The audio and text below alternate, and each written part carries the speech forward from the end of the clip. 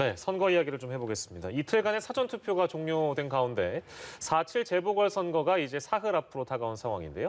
사전투표에서 과거 지방선거 2018년에 치러진 지선보다 더 높은 투표율이 나오면서 여야 어느 쪽에 과연 유리할지 관심이 집중되고 있는 상황입니다. 네, 두 분과 자세한 이야기 나눠보도록 하겠습니다.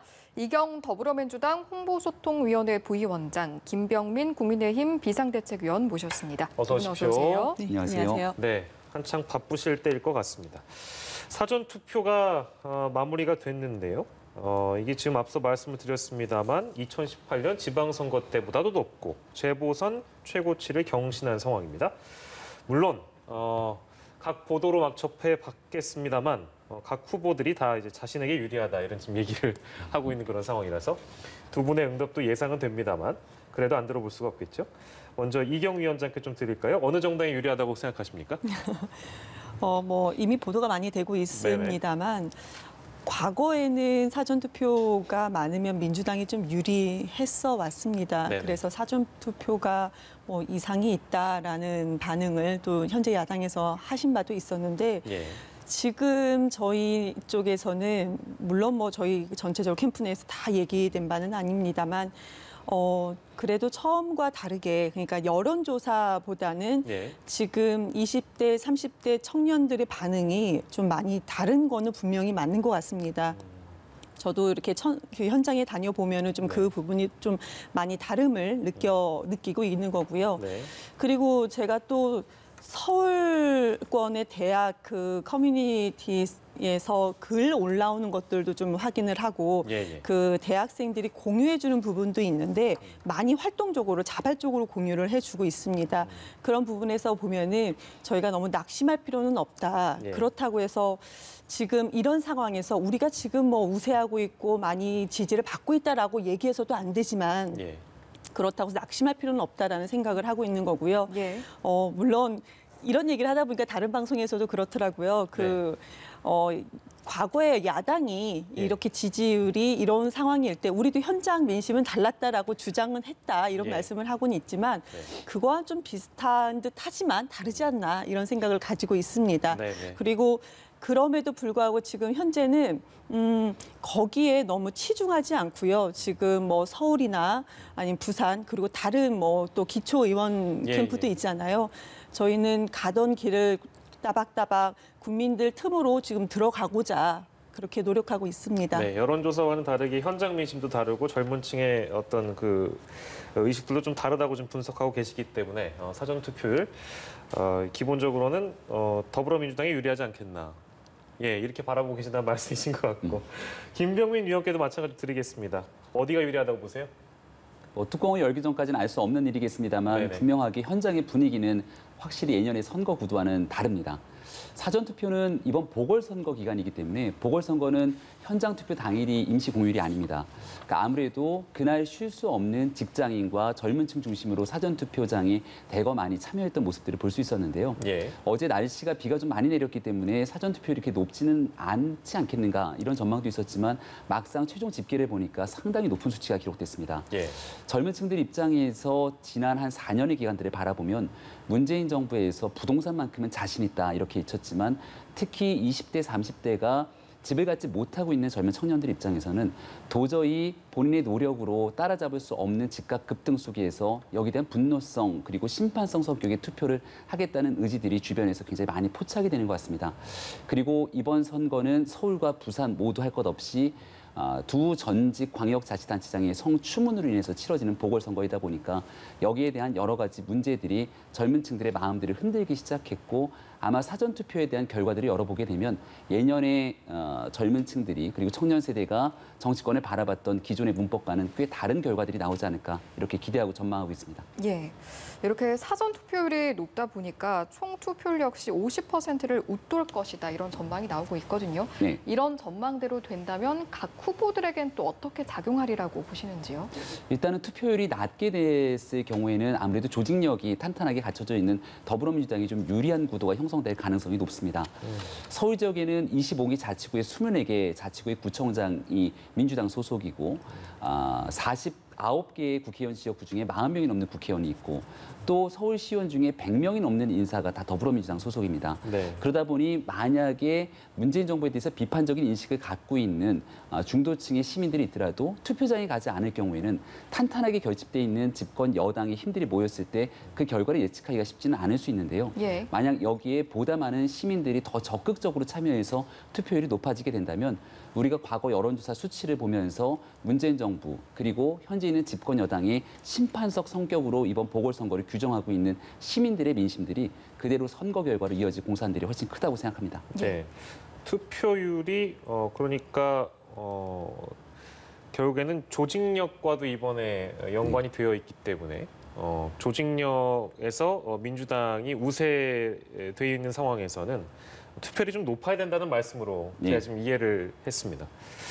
샤이층이라고 보통 우리가 얘기하면 예전에 샤이 보수층이라는 얘기 참 많이 했는데요. 최근 들어서 뭐 샤이 진보층이라는 얘기도 많이 나와서 실제 샤이 진보층이라는 어떤 민심이랄까요? 샤이 진보층이 존재합니까? 어떻습니까? 이경 위원장님? 지난주에도 샤이 진보층이 있느냐라는 질문을 제가 받았는데요. 네네네. 여론조사에 응답할 시간이 없는 층은 그런 층은 있을 것 같습니다. 왜냐하면은 저 같은 경우에도 여론조사가 전화가 상당히 많이 오는데 당장 당에서 있는 저조차도 그 여론조사에 같이 하기에는 어려운 상황이 참 많았었거든요. 네. 그런 걸로 봤을 때는 여론조사에 응답하지 못하는 그런 그 직장인들은 젊은 직장인들은 있을 것이다 이렇게 생각을 하고 있는데 이거에 대해서 샤이라는 거는 지금 뭐 기계음으로 나왔을 때 누르는 것과 또 이거를 여론조사원이 직접 했을 때 반응하는 부분이 좀 달랐다 이런 부분에서 샤이층이 있냐 없냐라고 좀 많이 나눠졌었는데 네. 그런 상황은 아닌 것 같습니다.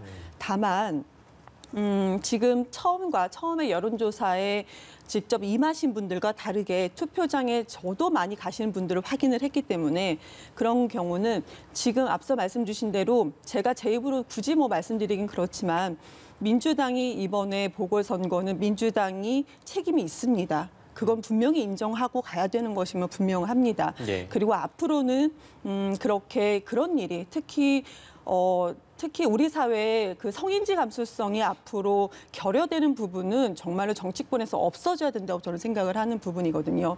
그런 부분에 대해서는 민주당에서도 여러 번 말씀을 드리고 설득을 드리고 죄송하다 말씀을 드렸는데 그게 아직 전달이 안 되고 있습니다. 그런 부분에 대해서 다시 한번 명확하게 앞으로 계획에 대해서 밝혀야 될 것 같고요.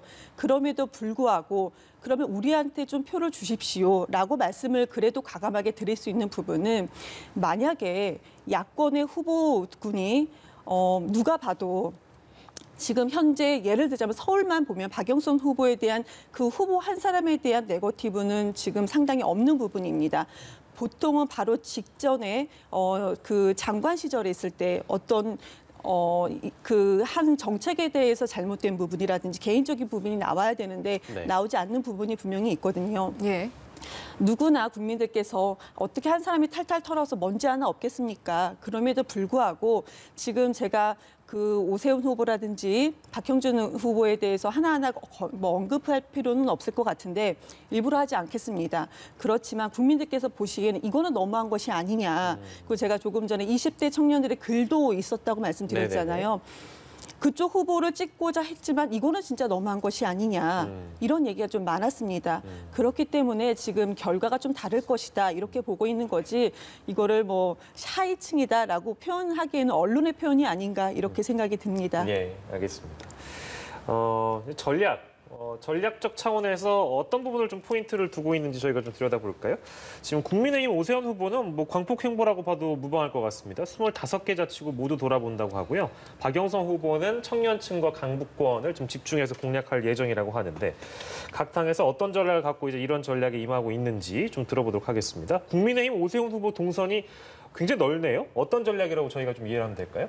서울시 25개 자치구를 갈 수 있는 대로 최대한 많이 돌고 있습니다. 네. 저도 후보와 함께 유세 현장들이 계속 돌고 있기 때문에 하루에 많게는 뭐 한 7개, 8개 자치구를 도는 경우들도 있습니다. 현장에 가서 보면 아마 남녀노소 불문하고 오세훈 후보를 만나고자 하는 시민의 목소리들이 분명히 존재하고요. 네. 그리고 오세훈 후보가 서울시장 선거에 나서면서 끊임없이 얘기하고 있는 건 강남과 비강남에 대한 균형 발전, 그 격차를 줄이기 위한 노력들을 꾸준하게 선행하겠다고 얘기를 합니다. 예. 그러니까 강남권이 아닌 비강남 지역들을 찾아서 그 지역에 대한 개발과 그리고 지역에 대한 변화에 대한 메시지들을 발휘하기 위해서 정말 쉴 틈 없는 시간들을 보내고 있고요. 또 강남 지역 같은 경우는 전통적으로 보수 진영에 적극적인 표심을 몰아주고 있기 때문에 주말이라든지 특정 날짜를 또 잡아서 강남 지역 주민들에게 그동안 있었던 부동산 문제에 뒤따른 현재의 상황들을 좀 뒤집기 위한 표심을 호소하고 있기도 합니다. 민주당의 전략을 보니까 특정 지역 혹은 특정 계층들이 좀 한정하는 모습들을 보이는데 네. 아무래도 본인들이 그동안 강세라고 믿어왔던 곳에까지 흔들리는 모습을 보이니까 그쪽에 집중하는 모습을 보이는 게 아닌가라는 생각이 들고요. 예. 앞서 제가 서울시 25개 자치구 중에 24개 자치구의 구청장이 민주당이라고 말씀드렸던 것처럼 네. 한때 서울시 전역에서 이 보수 정당의 지지가 많이 떨어져 있었던 것이 현실입니다. 하지만 그렇게 많은 부분들을 지금 있는 더불어민주당에게 국민의 위임된 권력들을 몰아줬지만 그 결과가 쉽게 뒤바뀌지 않았던 부분에 대한 반사적 효과 속에서 국민들이 그럼 국민의힘은 과연 어떠한 방식으로 서울시를 이끌 것인가 이런 질문들이 있기 때문에 예. 여기서 최대한 많은 시간 시민들을 만나 뵙겠다는 게 오세훈 후보의 전략입니다. 예. 분 단위로 아마 움직이셔야 되지 않을까 이런 뭐 예측도 좀 되는데요. 방금 이제 김병민 의원께서 민주당의 어떤 특정 계층, 청년층과 특정 지역권, 강북권을 공략한 것을 두고 이제 개인적으로 평가를 좀 해주셨습니다. 거기에 어떤 말씀을 좀 이경 위원장께서 주시겠어요? 우선 강남과 비강남이라는 발언을 토론회에서도 말씀을 해주셨는데 저는 그거를 들으면서 어떻게 서울이 강남과 그리고 강남을 중심으로 비강남으로 이렇게 나눌 수가 있는가. 그리고 예전에 토론회 그 인터뷰에서도 부잣집 자제분들, 가난한 집 아이들 이렇게 표현을 했습니다. 그리고 이틀 정도 있다가 서울경제 인터뷰에서는 반대로 일부러 해놓고 나는 이렇게 반대로 발언하기도 했다. 그러니까 나중에 발언하신 거죠. 이런 경우도 있었는데 사회적 약자를 바라보는 오세훈 후보와 오세훈 후보의 어떤 그 캠프에 있는 분들 그리고 그 당이 사회적 약자를 바라보는 문제가 이렇게 강남과 비강남으로 나눌 수 있구나. 저는 솔직히 이거 개념조차도 몰랐었거든요. 어떻게 그렇게 나눌 수 있는가라는 생각이 좀 들었었고 네. 그리고 청년 공약은요. 지금 청년층에서 우리가 지지율이 좀 약하다 해서 나왔던 부분은 아닙니다. 박영선 후보가 공약을 하루에 뭐 2%씩 그 지지율을 찾아가겠다라고 하면서 하루에 하나씩 공약을 계속 발표하고자 했던 부분의 그런 연장선에서 하나씩 발표를 했던 부분인 거고요.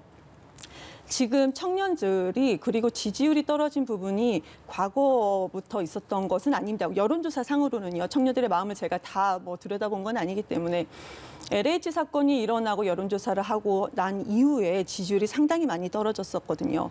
그 LH 사건이라는 것은 지금 현 정부가 관리 소홀한 부분, 관리를 하지 못했던 부분은 분명히 있습니다. 그렇지만 LH 사건의 본질은 그 국민들은 접근할 수 없는 그 고급 정보에 접근할 수 있는 사람들이 사익을 추구한 부분이거든요.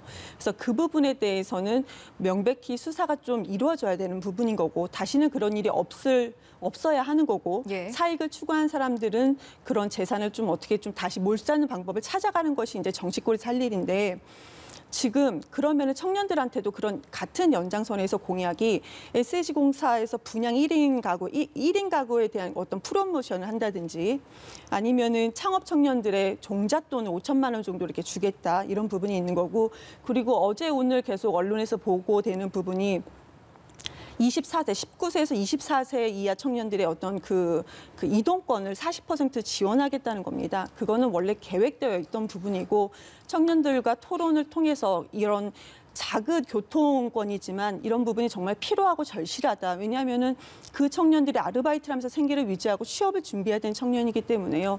그래서 이건 진행되는 도중에 하나다라고 말씀을 드리겠습니다. 네.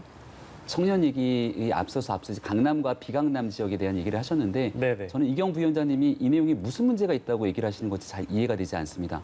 서울 지역에 계시는 많은 시민들께서 바라보시기에 강남 지역과 비강남 지역의 격차가 상당하고 이를 위한 균형 발전을 꾀하는 것이 가장 서울시가 취하고 있는 제일 중요한 중대 현안이라는 것을 부인하는 분들은 없을 겁니다. 과거에 우리가 강남과 강북이라고 얘기를 했는데 강남 지역도 우리가 흔히 말하는 강남 3구를 제외하고 있는 나머지 금천구나 관악구를 비롯한 강남권의 지역 같은 경우도 실질적으로 지역 균형 발전들에 목말라 있기 때문에 이를 하나의 강남권과 강북권으로 묶을 수가 없는 겁니다. 그렇기 때문에 우리가 전통적으로 얘기하고 있는 강남 3구 그리고 이를 제외한 비강남 지역의 균형 발전을 위해서 서울시장이 어떤 역할을 해야 될지가 굉장히 중요하고 여기에 대한 약속을 하는 것이고 오세훈 후보 입장에서는 지난날 서울시장으로 재임하고 있을 때 재산세 공동과세 25개의 자치구에 있는 재산세를 같이 공유할 수 있는 시스템들을 도입하면서 이러한 균형 발전을 위한 노력했던 측면들이 있기 때문에 얘기하고 있는 것인데 이를 문제 삼고 있는 내용들에 대해서는 저는 전혀 동의하기 어렵습니다. 제가 짧게 말씀을 드리고 싶은데요. 지금 이것은 정치인의 발언입니다. 그러면 강남권에 살고 있는 주민들과 아이들이 있을 거고 강남이 아닌 곳에 살고 있는 주민들과 아이들이 있을 겁니다.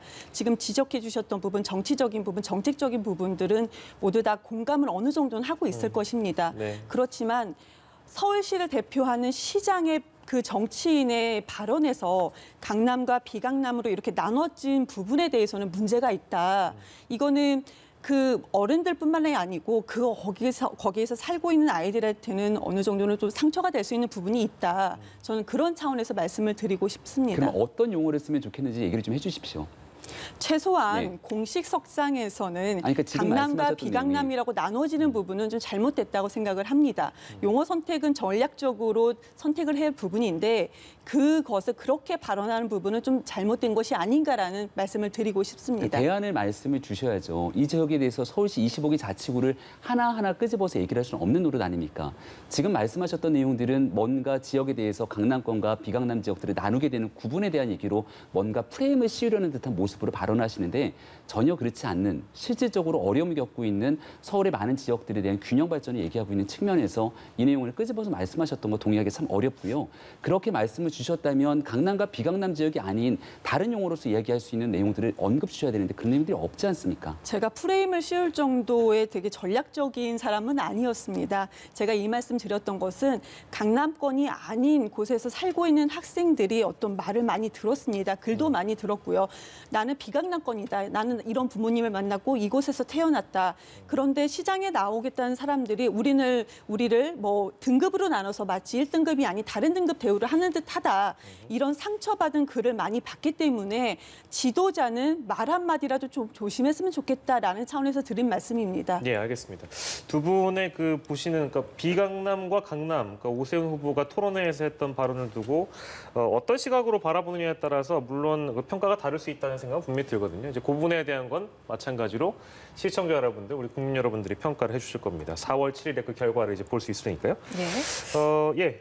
두 후보도 그렇지만 저희가 각 당에 대한 것도 한번 짚어보도록 하겠습니다. 각 당 역시 지금 선거에 있어서 총력을 다하고 있는 모습인데 일단 더불어민주당에서는 어떤 방향성을 가지고 임하고 계신지요? 아무래도 민주당 같은 경우는 현재 후보들의 오세훈 후보가 분명히 공직선거법상 허위 사실 공포를 한 부분이 분명히 있습니다.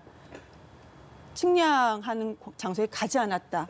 이게 평소 때는 그 정도가 허위사실 공포니 이것이 법적인 문제로 거론되지는 않습니다.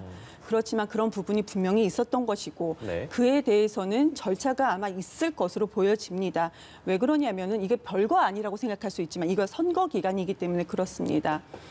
그리고 박형준 후보 같은 경우에는 따님의 그 홍대 입시 아예 하지도 않았다. 그런데 결과적으로 증언이 나오지 않았습니까? 채점 교수께서 내가 85점을 줬다라는 얘기까지 있는 것이고요. 그 외에 많은 것들이 있지만 더 큰 사안들이 있지만 우선 법적으로 허위사실 공포는 두 가지가 있을 것 같습니다. 근데 그건 차후의 문제인 것이고 당에서는 그 부분에 대해서 많은 부분에 대해서 계속 이제 설득을 하고 알려드렸음에도 불구하고 어떻게 될지는 모르겠습니다.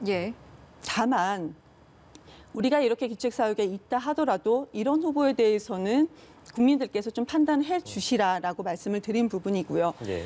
지금 민주당에서는 조금 있으면은 당대표 선거도 있습니다. 예. 그렇지만 거기에 어느 후보 한 명이 당대표 선거 지금 기간이거든요. 당내 자체로는. 예. 근데 아무도 뛰지 않고 있습니다. 의원 한 사람 한 사람이 비를 맞아가면서 현장에 다 가 있거든요. 현장에서 국민들을 만나고 있습니다. 뭐 원택트 시대라고 하지만 그럼에도 불구하고 현장에 계속 가고 있습니다. 네. 지금 민주당 입장에서는 절박한 게 사실입니다. 그래서 SNS라든지 이런 부분에서는 그 공약을 계속 발표를 하는 것이고요. 예. 그 선거 캠프의 다른 뭐 전략본부장이라든지 이런 분들은 본인들이 갈 길을 가서 국민들께 알리고 언론을 만나지만 정작 의원들과 후보는 국민 곁으로 계속 다가가고 있습니다. 방법이 그것이 가장 절박함을 전달해 주는 그런 방법일 거라고 생각을 하고 있습니다. 예. 그런데 이런 마음이 국민들께서는 알아주실 거라고 생각을 하는 것이고요. 만약에 이것이 전달되는 부분이 많이 미흡하고 혹시라도 민주당이 결과에서 진다 하더라도 예. 그 다음에는 이거를 깨끗이 받아들이고 그러면은 본인들의 우리가 왜 그랬을까를 한번 돌아보는 시간이 있을 거라고 저는 생각이 됩니다. 예. 선거를 앞두고 민주당은 당 차원에서 어떻게 임하고 있는가 이거 들어봤고요. 국민의힘은 어떻습니까? 네, 조금 전에 앞서 말씀 주셨던 내용들 시작부터 다시 또 내곡동 그리고 박형준 후보에 대한 네거티브 얘기를 선거 3일 전까지 끄집어내고 있습니다.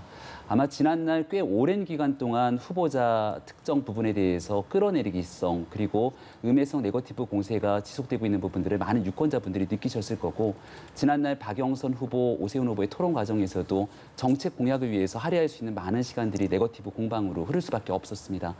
박영선 후보가 청년에 관련된 이런 정책 공약들 내고 있는 거 참 좋은 내용들이 많이 있더군요. 이런 내용들이 왜 후보자 간 토론에서 제대로 다룰 수 없었는지 그런 측면들을 돌아보게 된다면 유권자들이 그동안 왜 더불어민주당의 마음을 돌릴 수밖에 없었는지에 대한 내용들도 분명하게 드러나지 않을까 생각이 됩니다. 선거는 유권자의 마음들이 굉장히 무겁게 여겨야죠. 지난날 여론조사에서 조금 높게 나왔다 하지만 투표 당일까지 국민의 민심들이 어떻게 될지 아무도 알 수 없는 일입니다. 예. 그리고 지금 코로나19 문제로 결국은 경제 상황이 언제 종결될지 모르는 상태에서 선거 현장을 뛸 때마다 가장 죄송스러운 부분들은 정말 먹고 살기 힘든 현재의 상황 속에서 표를 달라고 얘기하는 정치인들의 그 목소리도 국민들 앞에 부끄러울 사랑이 될 수밖에 없습니다. 그러니까 지금은 이 민생의 위기를 어떻게 이겨내기 위해서 많은 이야기들이 같이 쏟아져 나와야 되는데 그러지 못했다는 점들에 대해서도 반성하고 있는 측면들이 있고요.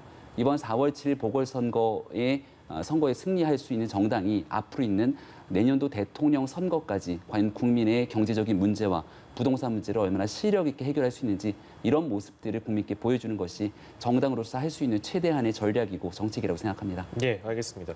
저희가 근데 그 얘기하다 보니까 부산 얘기를 너무 안 한 것 같아서 부산 얘기 마지막으로 두 분께 좀 질문 마찬가지 드리고 좀 마무리하도록 하겠습니다.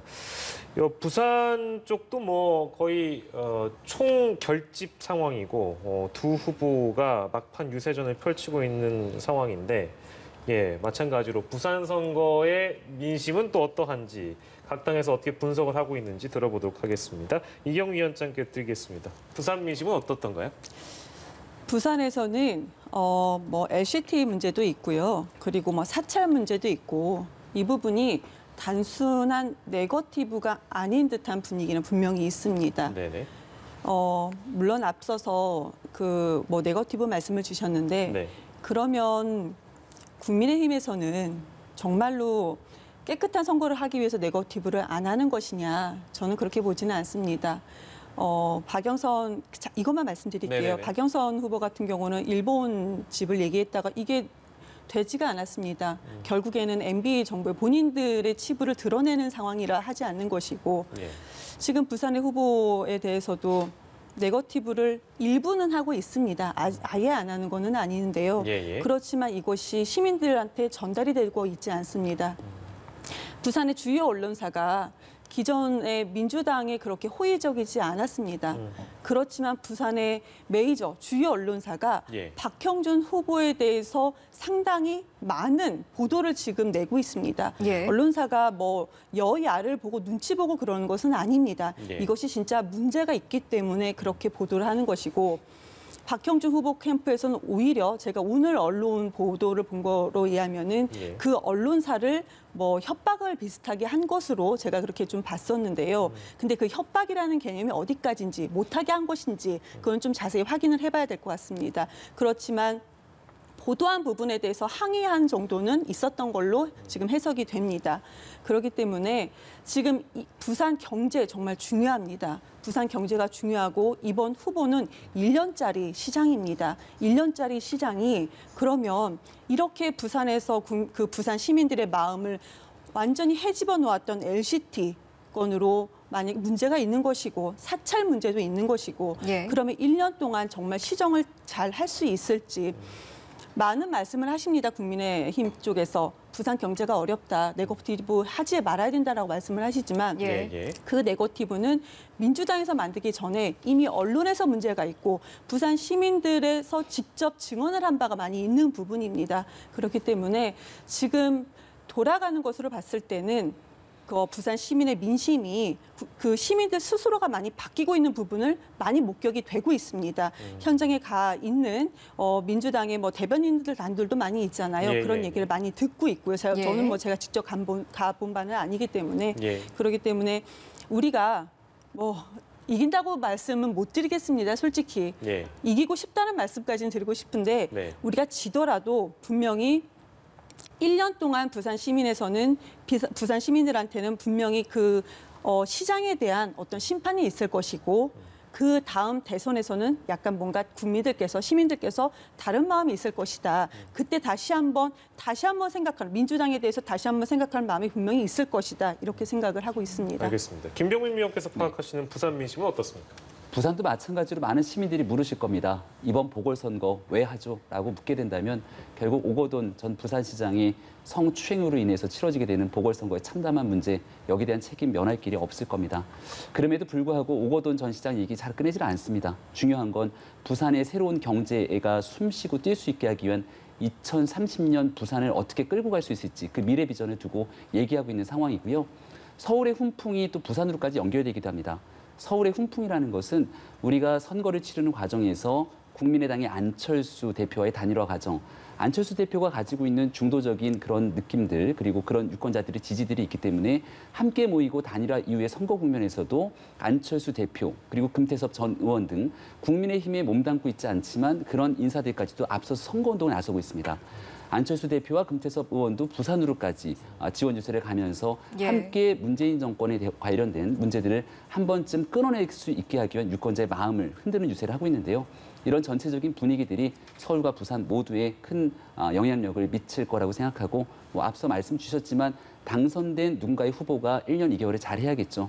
하지만 그에 앞서서 지난 4년 정도 기간 동안 국민이 위임한 권력에서 과연 문재인 정부가 그리고 박원순, 오거돈 전 광역단체장이 그 역할들을 다 했는지 여기에 대한 책임을 묻는 선거가 이번에 진행되리라고 생각합니다. 네, 알겠습니다.